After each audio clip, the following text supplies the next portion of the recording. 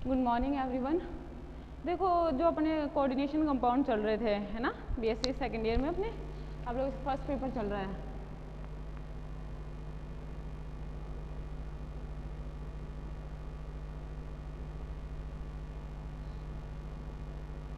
Paper first है ना, और कौन सा है? Inorganic chemistry. ठीक है, फर्स्ट पेपर है इनऑर्गेनिक केमिस्ट्री का, जिसके अपने की कौन सी यूनिट चल रही है? सेकंड यूनिट चल रही है। ठीक है, यूनिट कौन सी चल रही है? सेकंड है ना, यहाँ पे लिख देती हूँ यूनिट सेकंड, ध्यान रखना।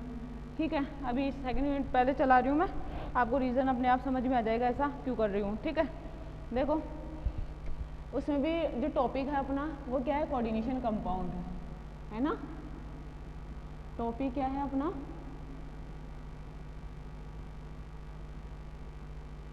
Coordination compound. ठीक है, कोऑर्डिनेशन कंपाउंड में भी देखो जनरल इंट्रोडक्शन वगैरह मैंने आप लोगों को बता दिए थे है ना, लिगेंड वगैरह पढ़ लिए थे, टाइप ऑफ लिगेंड।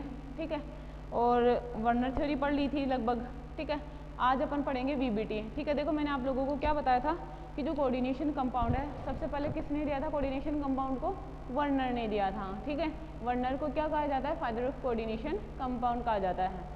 उसके बाद में उनकी कुछ लिमिटेशन थी, उनकी कुछ सीमाएं थी, उनकी कुछ कमियां थी, जिनकी एक्सप्लेनेशन किसने करी थी? सिज्विक नामक वैज्ञानिक ने। और उन्होंने कौन सा रूल दिया था? EAN रूल दिया था, पहली बात है। ठीक है, उसकी भी कुछ कमियां थी, मतलब कई ऐसे कंपाउंड थे जो सिज्विक रूल के अकॉर्डिंग स्टेबल नहीं होते हैं। मतलब सिज्विक रूल ने जैसा बताया कि आउटर मोस्ट सेल में इनर्ट गैस का इलेक्ट्रॉनिक कॉन्फ़िगरेशन हो तो ही स्टेबल होएगा, नहीं तो स्टेबल नहीं होएगा। क्लियर है ये वाली बात है? ठीक है, तो जनरली क्या है, कई ऐसे कंपाउंड थे जिनके आउटर मोस्ट सेल में क्या था? इनर्ट गैस का इलेक्ट्रॉनिक कॉन्फ़िगरेशन नहीं था, फिर भी वो बहुत ज़्यादा स्टेबल थे। ऐसा क्यों था? सिज्विक इसकी एक्सप्लेनेशन नहीं दे पाए, इसलिए कोऑर्डिनेशन कंपाउंड की एक्सप्लेनेशन के लिए जो थर्ड थ्योरी दी गई थी वो कौन सी थी? VBT, valence bond theory. ठीक है, किसने दी थी? पॉलिंग ने। ठीक है, तो अपन आज क्या पढ़ेंगे? VBT। ठीक है, देखो ये तो अपना यूनिट का नाम है। ठीक है, जो अपना टॉपिक है इसमें वो क्या है? Valence bond theory. क्या है? वैलेंस बॉन्ड थ्योरी, संयोजकता बंध सिद्धांत है ना, संयोजकता बंध सिद्धांत। ठीक है, अब देखो कि सबसे पहले तो ये पता होना चाहिए गिवन बाय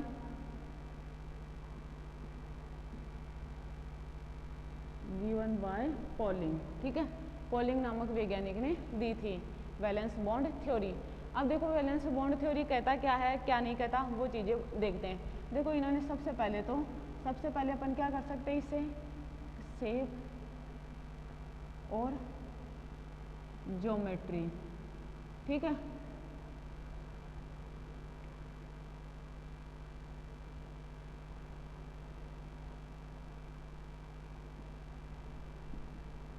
ज्योमेट्री। ठीक है, क्या कर सकते हैं अपन? ज्योमेट्री का मतलब क्या होता है? ज्यामिति होता है ना। ठीक है, ये R है, ये ध्यान रखना, ज्योमेट्री, ज्यामिति। ठीक है, नॉर्मली क्या करते हैं? शेप और ज्योमेट्री का आइडेंटिफिकेशन करते हैं। हाइब्रिडाइजेशन की आइडेंटिफिकेशन कर सकते हैं अपन। इससे क्या कर सकते हैं? इनर ऑर्बिटल कॉम्प्लेक्स और आउटर ऑर्बिटल कॉम्प्लेक्स की एक्सप्लेनेशन दे सकते हैं। और इनको ही क्या कहते हैं? स्पिन पेयर्ड और स्पिन फ्री कॉम्प्लेक्स की एक्सप्लेनेशन दे सकते हैं। बात मेरी समझ में है क्या? क्लियर? और क्या कर सकते हैं अपन इससे कि हाइब्रिडाइजेशन निकालिए, शेप निकाली, इनर ऑर्बिटल आउटर ऑर्बिटल की कॉम्प्लेक्स और नॉर्मली क्या है, मैग्नेटिक मोमेंट तो अपन इस थ्योरी से ज्ञात ही नहीं कर सकते। मेन क्या है, ये तीनों चीज़ अपन आसानी से वैलेंस बॉन्ड थ्योरी से कैलकुलेट कर सकते हैं किसी भी कोऑर्डिनेशन कंपाउंड के लिए, कि उसकी ज्योमेट्री क्या होगी, उसकी शेप कैसी होगी, या फिर ये कहे कि उसमें मतलब क्या है, आउटर ऑर्बिटल कॉम्प्लेक्स बनेगा या इनर ऑर्बिटल कॉम्प्लेक्स बनेगा। और एक और चीज़, नंबर ऑफ अनपेयर्ड इलेक्ट्रॉन, है ना, नंबर ऑफ अनपेयर्ड इलेक्ट्रॉन्स, इनकी एक्सप्लेनेशन भी क्या कर सकते हैं अपन वीबीटी के द्वारा आसानी से निकाल सकते हैं, कितने नंबर ऑफ अनपेयर्ड इलेक्ट्रॉन मौजूद हैं। क्लियर क्या? अब देखो सबसे पहले एक बात ध्यान रखना कि जो वीबीटी है ना, और वीबीटी में क्या है नॉर्मली कि जो अपन कंपाउंड पढ़ते हैं वो देखो डी ब्लॉक एलिमेंट के पढ़ते हैं, कोऑर्डिनेशन कंपाउंड। और डी ब्लॉक एलिमेंट बोले तो 3D series, 4D series, 5D series और 6D सीरीज। अब 6D सीरीज तो अपने सिलेबस में है नहीं, तो उसे तो पढ़ेंगे नहीं। अब बच गया क्या, 3D सीरीज बच गई, 4D सीरीज बच गई, 5D सीरीज बच गई। समझ में आ रही है आप लोगों को बात है? क्लियर? तो देखो उनके लिए अपन क्या पढ़ेंगे, ये पढ़ेंगे वीबीटी के अपन किस तरीके से उनकी एक्सप्लेनेशन दे सकते हैं। ठीक है, अब देखो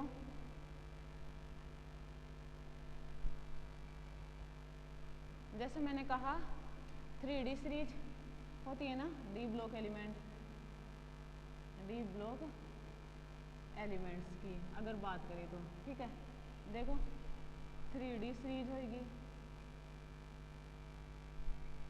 ठीक है, 4D 5D सीरीज, है ना, 3D सीरीज होगी एक, तो एक होगी 4D 5D सीरीज। ठीक है, अगर ये वाली डी सीरीज हो, है ना, ये वाली डी सीरीज हो तो अपन क्या लिखेंगे,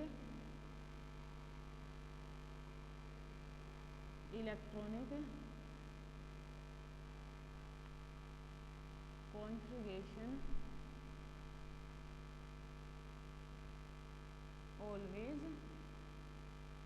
चेंज, है ना, हमेशा इलेक्ट्रॉनिक कॉन्फ़िगरेशन क्या करेंगे, चेंज करेंगे। अगर 4D और 5D सीरीज का कोई भी वो हुआ तो, मेटल आयन हुआ तो, है ना, डी ब्लॉक के क्या होंगे, कोऑर्डिनेशन कंपाउंड होंगे। ठीक है, क्या होंगे ये, कोऑर्डिनेशन कंपाउंड। और कोऑर्डिनेशन कंपाउंड में अपन क्या करेंगे, check the nature of metal ion. और मेटल आयन की नेचर कैसे चेक करेंगे कि वो 3D सीरीज का है, कि वो 4D सीरीज का है, कि वो 5D सीरीज का है। ठीक है, अब देखो इसमें ये चेक करने के बाद क्या करेंगे, चेक द ऑक्सीडेशन स्टेट, है ना, ऑक्सीडेशन स्टेट चेक करेंगे। ठीक है, अब इसमें भी ऑफ मेटल आयन, अब देखो दो चीज़ें हैं, अब इसमें मेटल आयन की ऑक्सीडेशन स्टेट चेक कर ली। अब दो चीज़ें हैं, अगर oxidation state is less than +3O, है ना, oxidation state, if oxidation state is less than +3 हो, और if oxidation state is greater than और इक्वल्स टू +3 हो। तो देखो अगर ऐसा हो तो हमेशा लिखेंगे इलेक्ट्रॉनिक कॉन्फ़िगरेशन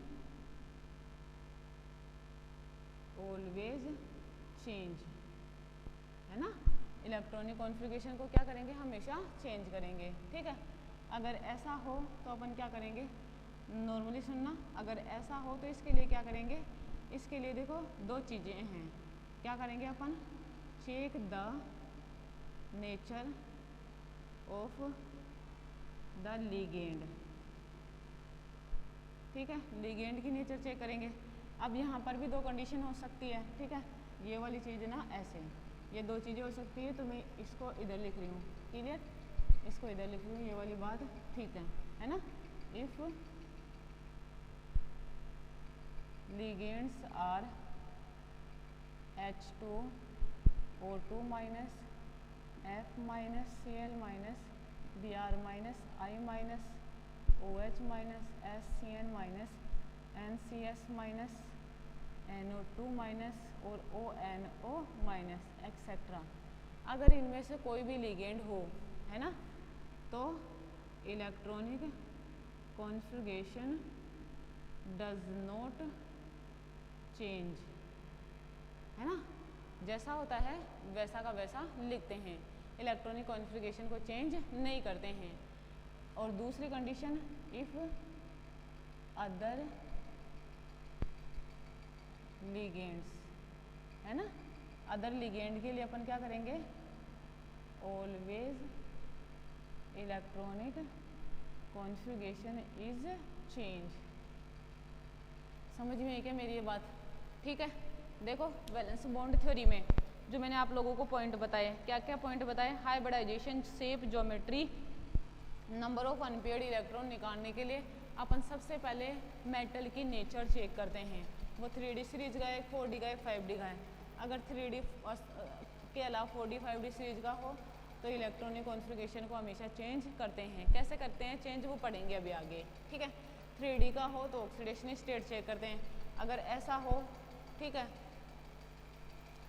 ठीक है, अगर ऐसा हो तो अपन क्या करते हैं, लिगेंड की नेचर चेक करते हैं। और अगर ऐसा हो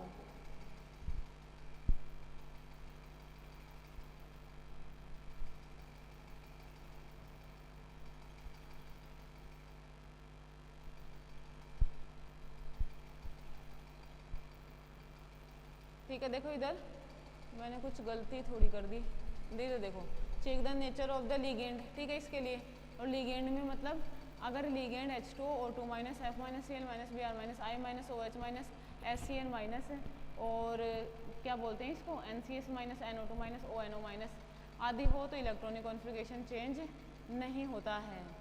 मेरी बात समझ रहे हो ना? ठीक है, तो इलेक्ट्रॉनिक कॉन्फ़िगरेशन चेंज नहीं होता है।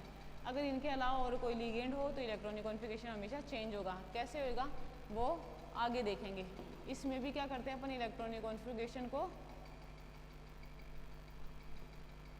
इसमें क्या करते हैं अपन, इलेक्ट्रॉनिक कॉन्फ़िगरेशन को हमेशा चेंज करते हैं। क्लियर क्या ये वाली बात है?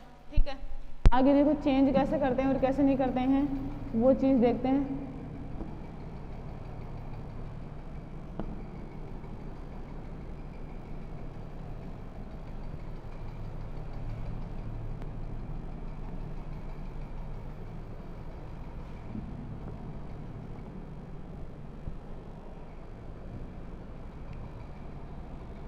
यहाँ पे लिख देती हूँ मैं VBT।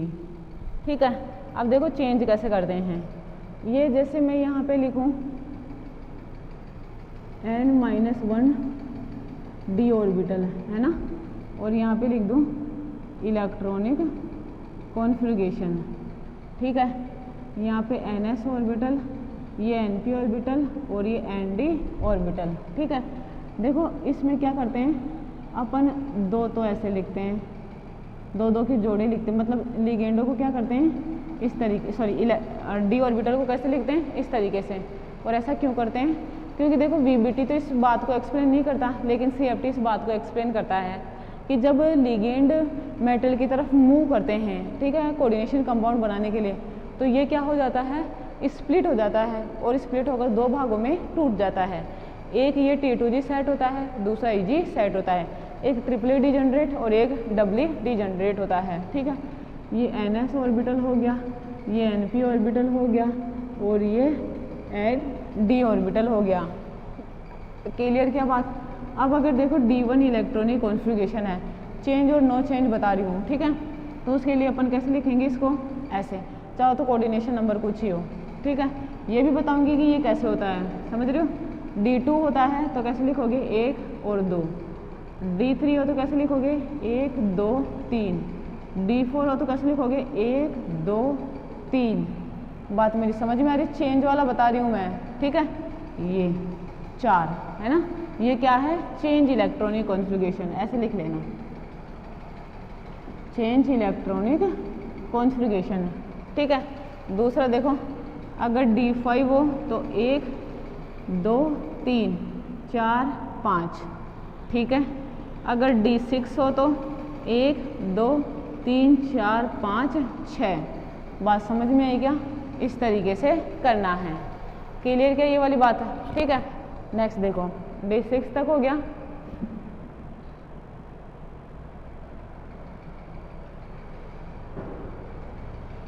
देखो D7 में 1 2 3 4 5 6 और ये 7। ये कब, जब कोऑर्डिनेशन नंबर या तो 4 हो या 5 हो, ठीक है। दूसरा देखो वही D7 के लिए 1 2 3 4 और ये 5 और ये 7 यहाँ पे, ये किसके लिए, कोऑर्डिनेशन नंबर 6 के लिए। क्लियर क्या ये वाली बात। D8 के लिए देखना जरा 1 2 3, ठीक, 4 5 6 7 8, ये किसके लिए, कोऑर्डिनेशन नंबर 6 के लिए, ठीक है।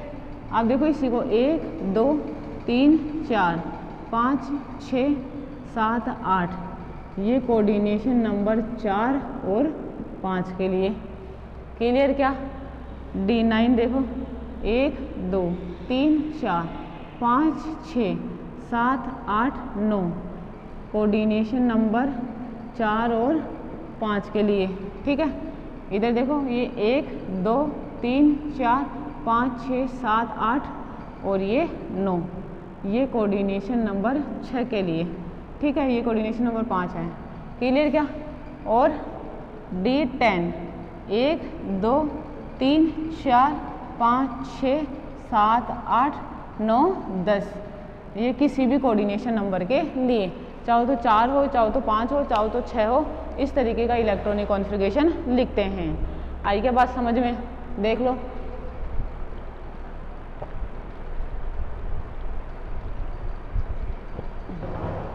ठीक है, ये redistribution of the electronic configuration, change electronic configuration हो गया, ठीक है। अब देखो आपको कैसे पता पड़े मैंने ये D1 D2 D3 क्या लिखा है, वो चीज़ भी देखो पहले, है ना। पहले वो चीज़ देखो, देखो डी ब्लॉक एलिमेंट की बात करते हैं तो इधर देखना, जैसे मैं यहाँ पे लिखूँ 3D सीरीज 4D सीरीज और 5D सीरीज, है ना। देखो इधर ये कहाँ से स्टार्ट होती है, स्कैंडियम 21 से। ये कहाँ से स्टार्ट होती है, इट्रियम 39 से। ये कहाँ से स्टार्ट होती है, लैंथेनम 57 से, ठीक है। लैंथेनम 57 से स्टार्ट होती है। अब देखो scandium, titanium, vanadium, chromium, manganese, iron, cobalt, nickel, copper और zinc, yttrium, zirconium, niobium, molybdenum, technetium, ruthenium, rhodium, silver, yttrium, zirconium, niobium, molybdenum, technetium, ruthenium, rhodium, palladium, silver और ये कैडमियम। इधर देखो lanthanum, hafnium, tantalum, tungsten, rhenium, osmium, iridium, platinum, gold और ये mercury. Clear. देखना जरा इसका 22 23 24 25 26 27 28 29 और ये 30, ठीक है। ये 30, इसी के नीचे लिखना है ना इनको, एक बात ध्यान रखना, है ना। इनके नीचे ही आनी चाहिए ये, ताकि आप लोगों को किसी तरीके की कोई कन्फ्यूज़न ना हो। आप लोग लिखो तब भी इसी तरीके से लिखो और पढ़ो तो भी इसी तरीके से पढ़ो। ये 40 41 42 43 44 45 46 47 और ये 48, ठीक है। इधर देखो 57 के बाद में ये 72, क्यों, क्योंकि 14 लेंथेनाइड एलिमेंट आ जाते हैं, है ना। और ये क्या होते हैं, एफ ब्लॉक एलिमेंट, क्या कहलाते हैं, और एफ ब्लॉक एलिमेंट 14 तत्व होते हैं इन दोनों के बीच में। 73 74 75 76 77 78 79 और ये 80। बात क्लियर क्या। ये क्या लिख दिए मैंने, इनके एटॉमिक नंबर लिख दिए, ठीक है। अब देखो इनके वैलेंस सेल की बात करते हैं, है ना। वैलेंस सेल यहाँ पे लिख देती हूँ, वैलेंस सेल इलेक्ट्रॉन्स, है ना, इनकी बात करते हैं। सबसे पहले स्कैंडियम को देखो, इसके आधार पे सबका लिखेंगे, ठीक है। देखो अगर इसका इलेक्ट्रॉनिक कॉन्फ़िगरेशन लिखे अपन तो 1s2 2s2 2p6 3s2 3p6 3d10 3d1 4s2। बताओ इस तरीके से लिखा जाता है। अब देखो ये कितने इलेक्ट्रॉन आ गए, 18 इलेक्ट्रॉन आ गए, ठीक है। तो 18 इलेक्ट्रॉन किसके होते हैं, ऑर्गन के होते हैं। तो मैं इसको ऐसे लिख दूँ, scandium 21 18 electron 3d1 4s2। Clear? क्या मतलब 18 इलेक्ट्रॉन के बाद में 19 और 20 और 21 इलेक्ट्रॉन यहाँ पे भरे जाते हैं। क्लियर? क्या? तो बताओ यही तो सेल इसका अनकम्प्लीट है, तो ये सेल कैसा कहलाएगा, इसका वैलेंस सेल। वैलेंस सेल, ये कैसा सेल कहलाएगा, वैलेंस सेल। और इसमें उपस्थित इलेक्ट्रॉन कितने हैं, 3, तो ये क्या कहलाएंगे, वैलेंस सेल के इलेक्ट्रॉन, ठीक है। वैलेंस सेल इलेक्ट्रॉन, बात क्लियर? क्या? अब देखो इसके देखिए कि 3 इलेक्ट्रॉन है ना। अब अपन ऐसे ही इसमें देख लेंगे, इसमें देख लेंगे, ये तो बहुत बड़ा हो जाएगा कि अपन इलेक्ट्रॉनिक कॉन्फ़िगरेशन लिख के देखेंगे, इसका लिखेंगे, इसका लिखेंगे, सबका लिखेंगे जो 30 एलिमेंट है, फिर उनका देखेंगे, ठीक है। तो बहुत ज़्यादा टाइम लग जाएगा। तो आप लोग कैसे देखोगे, एक बात ध्यान रखना। देखो इसका एटॉमिक नंबर कितना, 21, ये इसके नीचे और ये इसके नीचे, बात क्लियर? ठीक, इसको देखना इसका एटॉमिक नंबर कितना, 22, ये इसके नीचे और ये इसके नीचे, बात क्लियर? ये ध्यान रखना है। अब इधर देखो, यहाँ पे वैलेंस सेल के इलेक्ट्रॉन लिखने हैं। तो देखो सबसे पहले तो S में कितने हैं, सबके लिए ध्यान रखो 2 होते हैं। अब D के लिए देखो 21 है, तो देखो 20 तक तो हटा दो और 21 का 1 लो, 1, तो यहाँ पे लिखूँ मैं D1। यहाँ पे ऐसे 22 का 2, 23 का 3, 24 का 4, 25 का 5, 26 का 6, 7, 8, 9 और ये 10। और ये ध्यान रखना कि इन सब में s ऑर्बिटल है जिसमें 2-2 इलेक्ट्रॉन है ना। तो अब मैं इन तीनों की बात करूं तो वैलेंस सेल में कितने इलेक्ट्रॉन, 1 + 2 3, इस सब में 2 + 2 4, इन सब में 3 + 2 5, इन सब में 4 + 2 6, 7 8 9 10 11 और इनमें 12 वैलेंस सेल के इलेक्ट्रॉन हैं। इस तरीके से आप क्या करोगे, इनके वैलेंस सेल के इलेक्ट्रॉन फाइंड आउट करोगे। ये बात भी क्लियर? वैलेंस सेल का है ना, वो जो D1 D2 D3 लिखा था वो वाली चीज़ है ये, है ना। पहले अपन ये सब निकाल लेते हैं। क्लियर? क्या? ठीक। अब देखो आगे, अभी इलेक्ट्रॉन तो निकालना आगे, लेकिन ये तो पता पड़े ना कि कौन सी मेटल में कैसे निकालने हैं। और इसके लिए आप लोगों को वेल नोन तरीके से ऑक्सीडेशन स्टेट निकालना आनी चाहिए, ठीक है। अब मैं आप लोगों को ऑक्सीडेशन स्टेट निकालना बता देती हूँ कि आप लोग कैसे निकालोगे, है ना। तो यहाँ पे लिखूँ मैं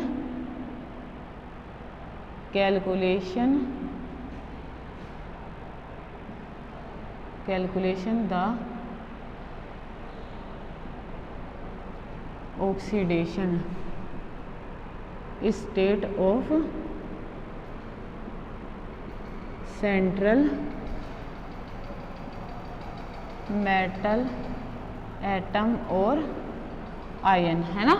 कैसे कैलकुलेट करते हैं, ठीक है। देखो एक बात ध्यान रखना, देखो जो कोऑर्डिनेशन एंटिटी होती है ना, कोऑर्डिनेशन एंटिटी क्या होती है, MLN 0 प्लस या माइनस, ये कोऑर्डिनेशन एंटिटी कहलाती है। क्लियर? मतलब मैं इसको 3 तरीके से लिख सकती हूँ, MLN 0, MLN 1 मतलब प्लस, सॉरी, और लिख दूँ MLN माइनस। न्यूट्रल, पॉजिटिव और नेगेटिव हो सकती हैं। क्या है ये? न्यूट्रल, पॉजिटिव और ये नेगेटिव। आई क्या बात क्लियर? ठीक है। अब देखो ये तो बात हो गई इनको पहचानना इस तरीके से, ठीक है। कुछ भी नहीं दे रखा हो तो 0 प्लस माइनस बताया हुआ हो गई, और नहीं हो तो निकाल सकते हैं। कैसे निकालेंगे वो भी बताती हूँ अभी। अब इधर देखो, सबसे पहले तो ये स्क्वायर ब्रैकेट के ऊपर चार्ज को देखो, है ना। यहाँ पे क्या चार्ज है, ठीक है। अब वो चार्ज जैसे मैंने कहा अभी, ये प्लस में भी हो सकता है, ये माइनस में भी हो सकता है, और ये 0 भी हो सकता है। तो ये जो चार्ज होता है ना, ये वाला चार्ज, चाहे तो 0, नेगेटिव, पॉजिटिव, ये इस पर चार्ज और इस पर चार्ज का बीजगणितीय योग होता है।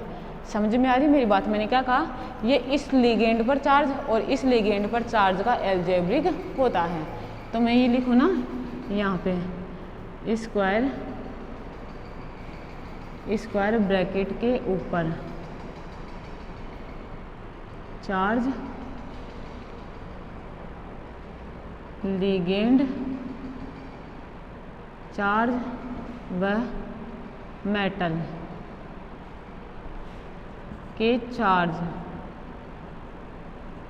का, या मैं लिख दूं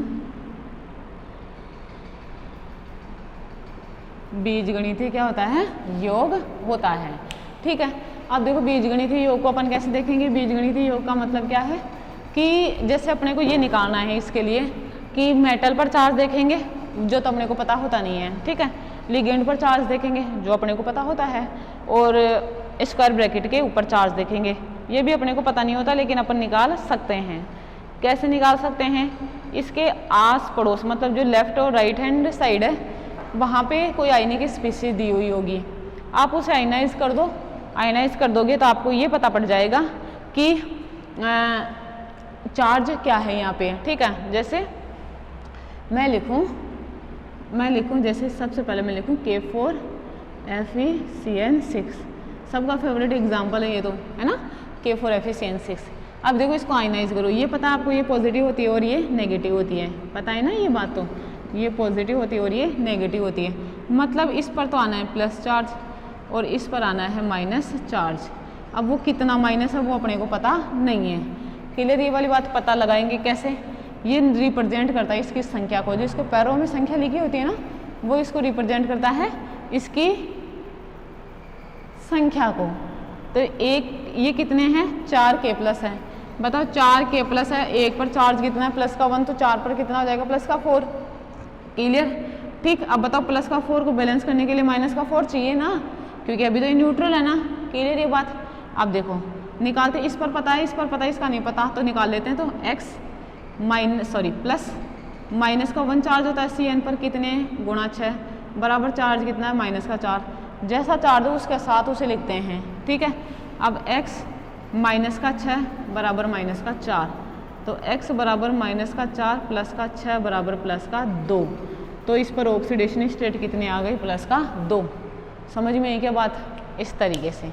ठीक है, अब मैं कुछ एक एग्जाम्पल करवा देती हूँ आप लोगों को 10-12, ताकि आप लोगों की ये डाउट क्लियर हो जाए, है ना।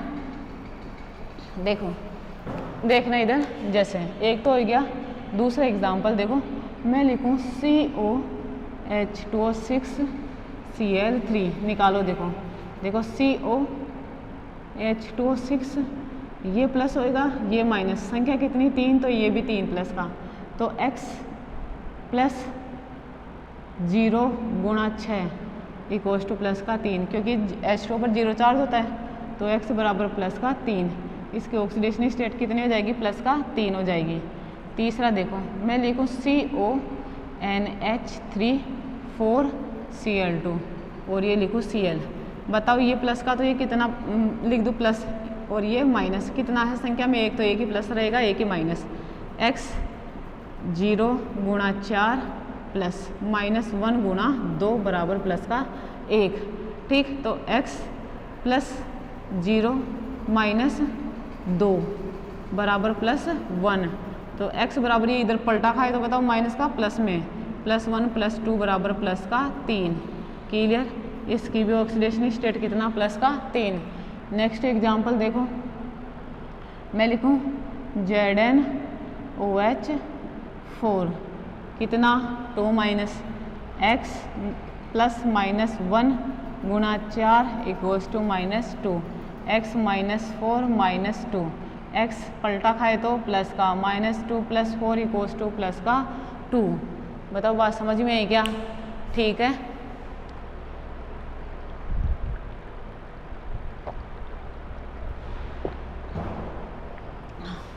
और देखो 5वां, मैं लिखूं मैं लिखूं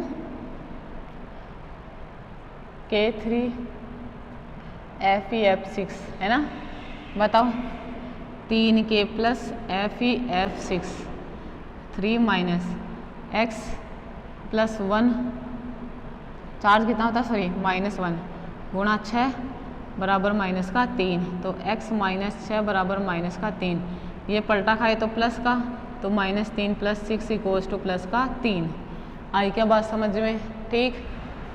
नेक्स्ट देखो एग्जाम्पल, नेक्स्ट देखना NiCO4।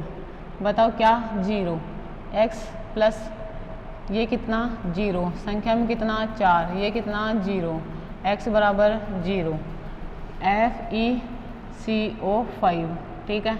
बताओ ये 0, x प्लस 0 गुणा 5 बराबर 0, तो x बराबर भी 0। बताओ ये बात भी क्लियर क्या? नेक्स्ट देखो, मैं लिखूं PT NH3 2 प्लस है ना। मैंने लिखा PT NH3 2 प्लस। बात समझ रहे हो? ठीक है। तो देखो इसको मैं कैसे लिखूं, x प्लस 0 गुणा 2 बराबर प्लस का 2, तो x प्लस 0 बराबर प्लस का 2, तो x बराबर प्लस का 2। इसकी ऑक्सीडेशन स्टेट कितनी, प्लस का 2। ये 0 NH3 का चार्ज है ना। नेक्स्ट देखो 9वां, मैं लिखूं PtCl4 2 माइनस। ठीक है। तो देखो x प्लस माइनस का 1 गुणा 4 माइनस का 2, 4 होता है, सॉरी माइनस का 1 होता है ना इसका, तो x माइनस 4 = -2, तो x = -2 सॉरी प्लस का 4 बराबर प्लस का 2। इसकी भी कितनी, प्लस का 2। क्लियर? इतना समझ में आया? और देख लो 2-3 एग्जाम्पल और बता देती हूँ जो आपके ब्रिज हेडेड कंपाउंड से रिलेटेड और इनसे रिलेटेड आते हैं, है ना।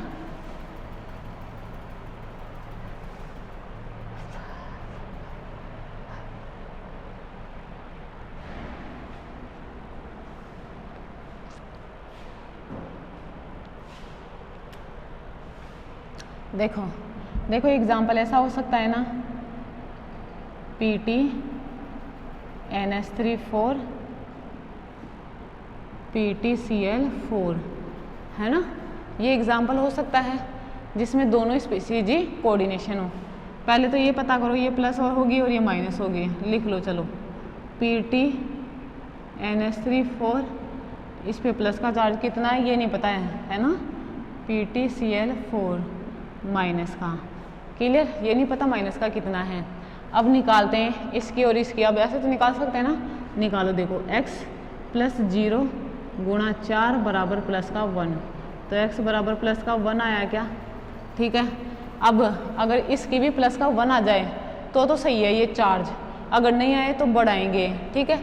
देखो इनमें क्या होता है कि अपन दोनों मेटल की इसमें सेम ऑक्सीडेशन स्टेट होती है। ठीक है। सेम ऑक्सीडेशन स्टेट निकालते हैं। चार्ज ऊपर का नहीं पता होता है, उसको बढ़ाकर या घटाकर अपन क्या करते हैं, सेम करने की कोशिश करते हैं।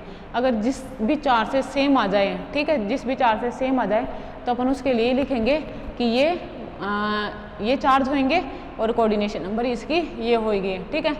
जैसे अब इसके लिए निकालते हैं, x प्लस माइनस का 1 गुणा 4 बराबर माइनस का 1। ठीक है। तो x -4 -1 पलटा खाए तो प्लस में, तो -1 प्लस का 4। बताओ प्लस का 3 आएगा क्या यहाँ पर? ये बात क्लियर? ठीक। बताओ ये 3 ये 1, ये नहीं हो सकता। अलग अलग आ रही है ना, प्लस का 1 प्लस का 3 सेम आनी चाहिए।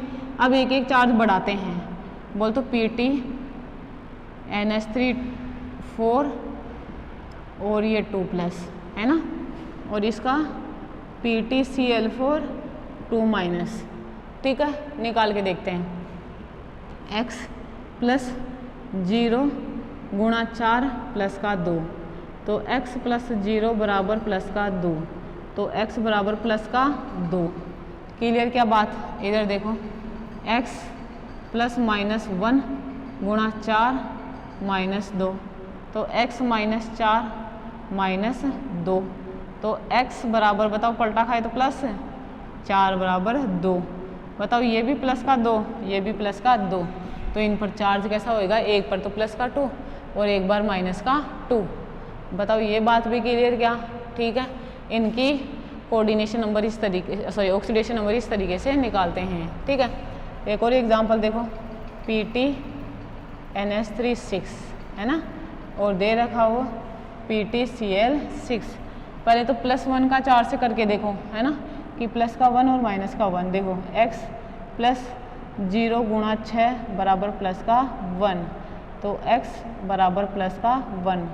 देखिए 1 आ रहा है कि इसकी वजह से भी x + -1 × 6 बराबर -1, x - 6 - 1, x बराबर -1 प्लस का 6 बराबर प्लस का 5। बात क्लियर क्या? नेक्स्ट देखो, नेक्स्ट देखना, मैं लिखूँ सेम नहीं आ रहा तो ये नहीं हो सकता, 2 करके देखते हैं। NH3 2+ और PtCl6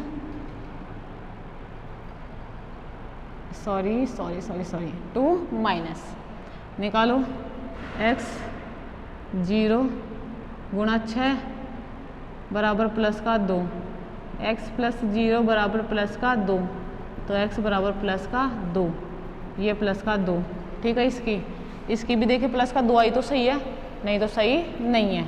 तो x + -1 × 6 माइनस का 2, x - 6 - 2, x बराबर -2 प्लस का 6, तो x बराबर प्लस का 4। बताओ ये होगा क्या? क्लियर? तो बताओ यहाँ पे तो प्लस का 2, यहाँ पे प्लस का 4, ये भी सही नहीं है। ठीक है, आगे करके देखते हैं।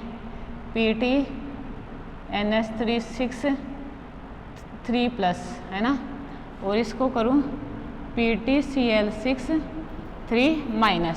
ठीक है, देखो इसको करें तो यहाँ पे देखो, यहाँ पे लिख रही हूँ इसको, देखो x + 0 × 6 बराबर प्लस का 3, तो x + 0 बराबर प्लस का 3, तो x बराबर प्लस का 3। बताओ ये आएगा क्या? इसकी कितनी आ गई? प्लस का 3। अब उसकी निकाल के देखते हैं, इधर देखो PtCl6 3-। समझ में आ रही है? इसकी निकालते हैं तो x + -1 × 6 = -3, तो x -6 - 3, तो x ये पलटा खा के उधर जाए तो प्लस में 6, तो x = प्लस का 3।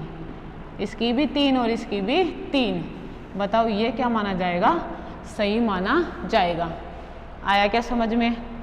ठीक है, इस तरीके से इनके ऑक्सीडेशन स्टेट निकालते हैं।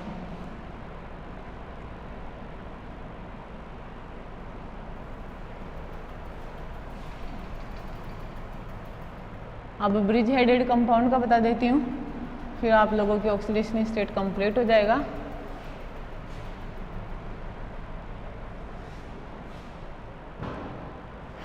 देखो ब्रिज हेडेड कंपाउंड दे रखा होता FeCO CO,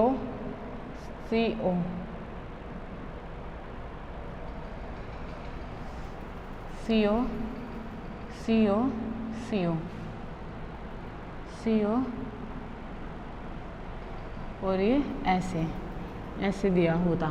ठीक है, देखो इन कंपाउंडों की विशेषता क्या होती है, पहले तो आप वो बात सुनो। ठीक है, इन कंपाउंडों की विशेषता क्या होती है कि ये जो कंपाउंड होते हैं इनमें जितने भी मेटल होते हैं ना, ऑक्सीडेशन स्टेट निकालते समय इस बात का ध्यान रखना चाहिए कि इनकी ऑक्सीडेशन स्टेट समान आती है ना, दोनों की ऑक्सीडेशन स्टेट क्या आएगी? एकदम समान आएगी। समझ रहे हो मेरी बात है? ठीक है, तो समान ऑक्सीडेशन स्टेट आया, आप उस तरीके से इनके ऑक्सीडेशन स्टेट निकालोगे। ठीक है, जैसे मैं लिखूं इसकी x और इसकी x दोनों की मिला के 2x है ना, प्लस इस पर चार्ज 0, इस पर चार्ज 0, इस पर चार्ज 0, इस पे भी 0, इस पे भी 0, इस पे भी 0, इस पे भी 0, इस पे भी 0, इस पे भी 0, बताओ 0 गुणा 9 बराबर 0, तो 2x बराबर 0, तो x बराबर भी 0, तो इसकी भी 0 और इसकी भी 0। आई क्या बात समझ में? अब देखो मैं बुक से एग्जांपल बता देती हूँ आप लोगों को। देखो मैं लिखूँ EnCO,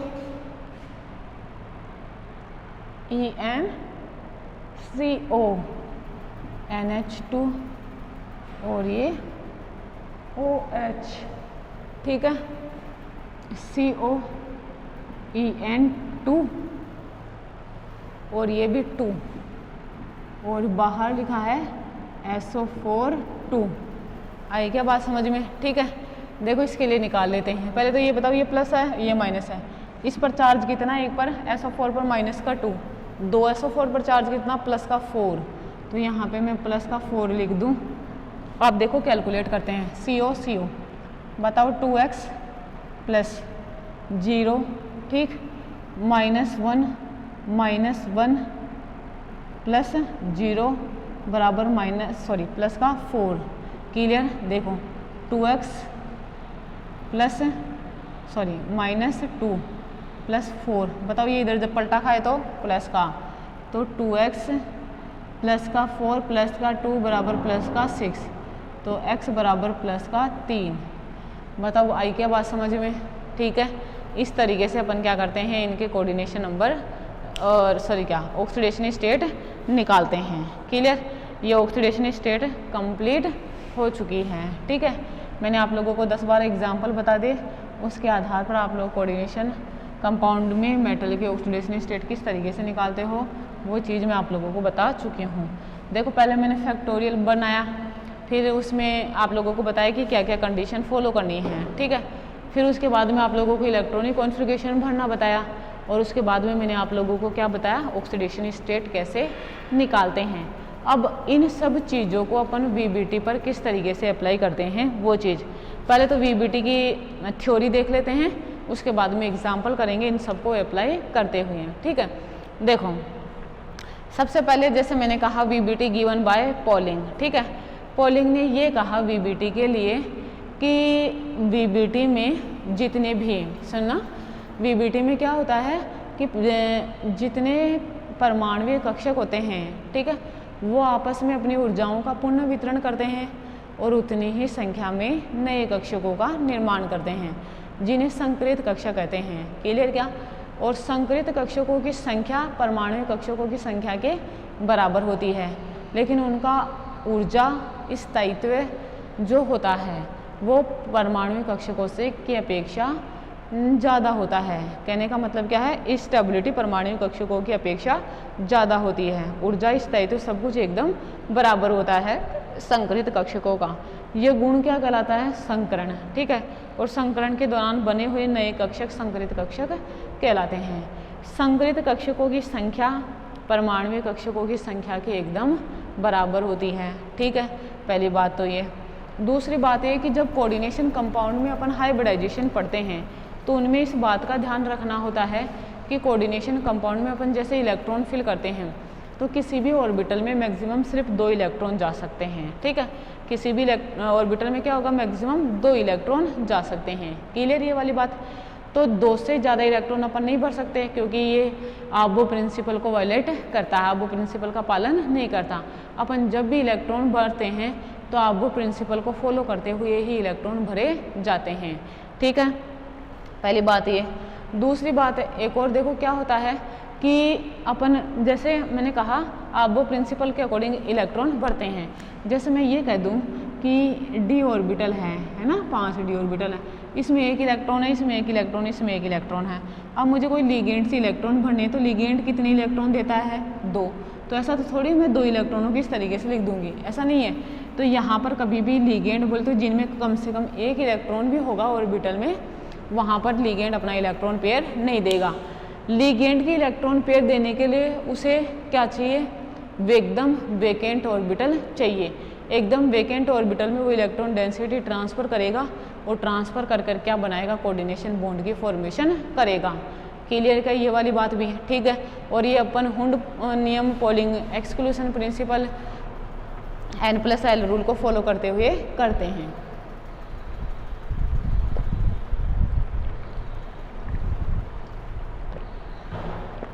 ठीक है, दूसरी बात देखो, ये बात हुई, ठीक है। अब पोलिंग क्या कहता है कि संकृत कक्षक जब ओवरलैपिंग में पार्टिसिपेट करते हैं, बॉन्ड फॉर्मेशन में पार्टिसिपेट करते हैं, तो वो स्ट्रॉन्ग बॉन्ड की फॉर्मेशन करते हैं as compare to unhybrid orbital. ठीक है, मेरी बात समझना ध्यान से। वीबीटी क्या कहता है कि पोलिंग क्या कहते हैं वीबीटी में कि संकृत कक्षक असंकृत कक्षकों की अपेक्षा मोर स्टेबल बॉन्ड की फॉर्मेशन करते हैं। ठीक है, उन्होंने क्या कहा कि जो सेंट्रल मेटल आयन या एटम होता है ना, उसका इलेक्ट्रॉनिक कॉन्फ़िगरेशन देखो क्या होता है। एक तो अपन n-1d यूज़ करते हैं, ns यूज़ करते हैं, np यूज़ करते हैं और nd यूज़ करते हैं। उन्होंने कहा जब हाइब्रिडाइजेशन में ये वाला d ऑर्बिटल यूज़ हो तो अपन क्या बोलेंगे, d बोल तो इनर ऑर्बिटल कॉम्प्लेक्स, इनको क्या बोलेंगे, इनर ऑर्बिटल कॉम्प्लेक्स। समझ रहे हो आप लोग मेरी बात, ठीक है। और जब ये वाला d ऑर्बिटल यूज हो जाए तो उन्हें क्या कहते हैं, outer orbital complex, outer orbital complex. मेरी बात समझ में है क्या आप लोगों को, ठीक है। तो ये वाली चीज़ है आप लोगों को, जैसे ये 1 by 1 जैसे पॉइंट वाइज आप लोगों ने कर लिए तो पॉइंट वाइज ये सब चीज़ें लिखनी पड़ेगी। क्लियर ये चीज़, ठीक है। देखो इधर, तो मैं इसके लिए लिखूं according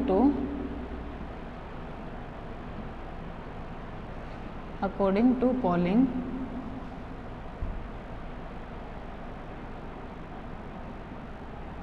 in the coordination compound,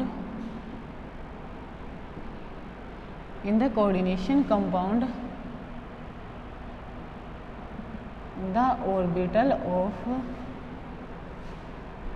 metal atom or ion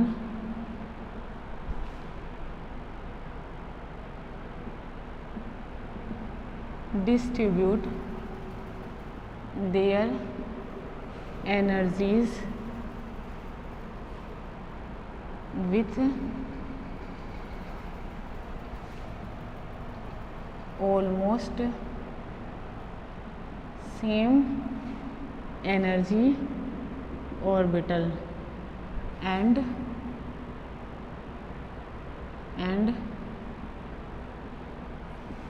new type of orbital will be formed। ठीक है, the new orbital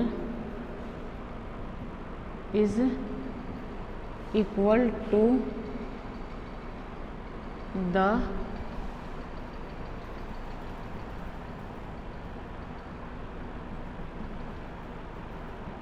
atomic or metallic orbital in number. ठीक है,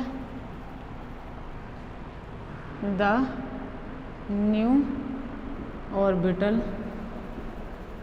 is more stable then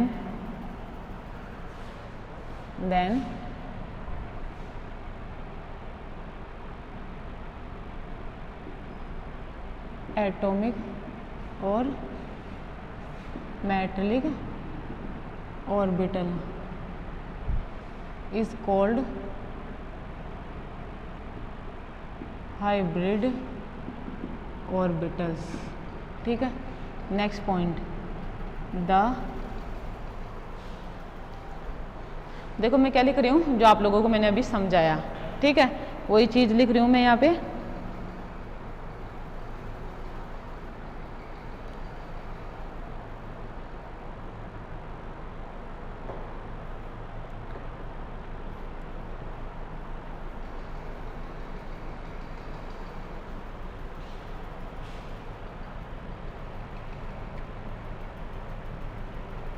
The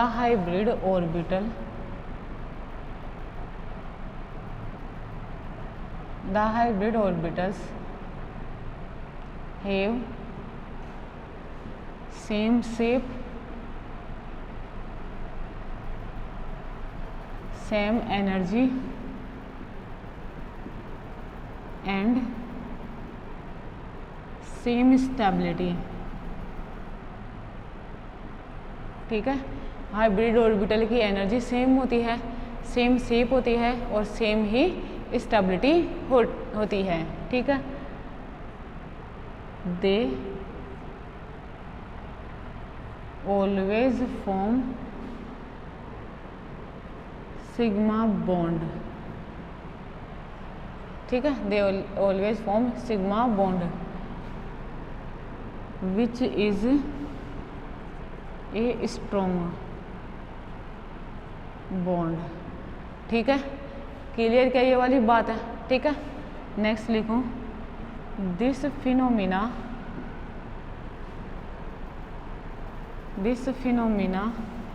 is called hybridisation. This phenomena is called hybridisation. Clear क्या ये वाली बात है। ठीक है, नेक्स्ट लिखूं, हाइब्रिडाइजेशन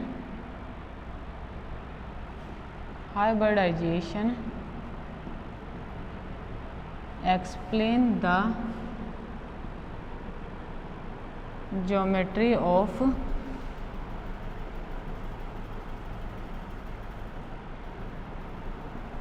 कोऑर्डिनेशन कंपाउंड।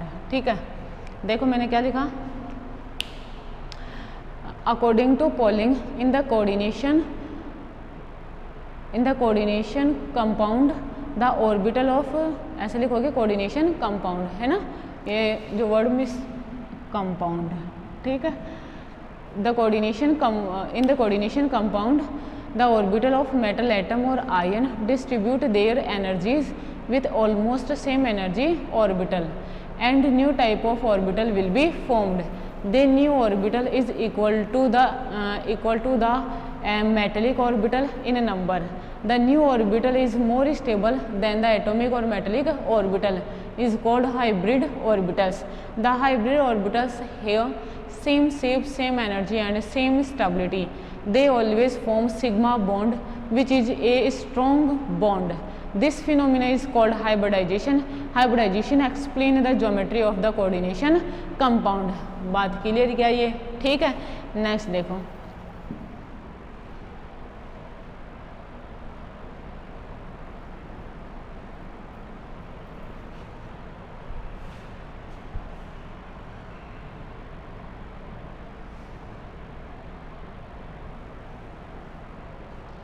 देखो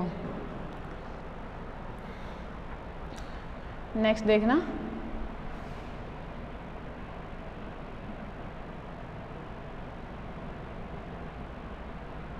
according to polling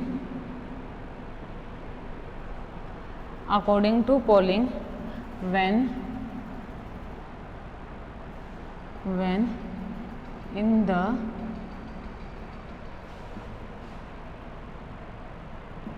formation of coordination bond in coordination compound। ठीक है, according to polling when in the formation of coordination bond in coordination compound the n-1 d orbital of metal is used, then the inner orbital complex or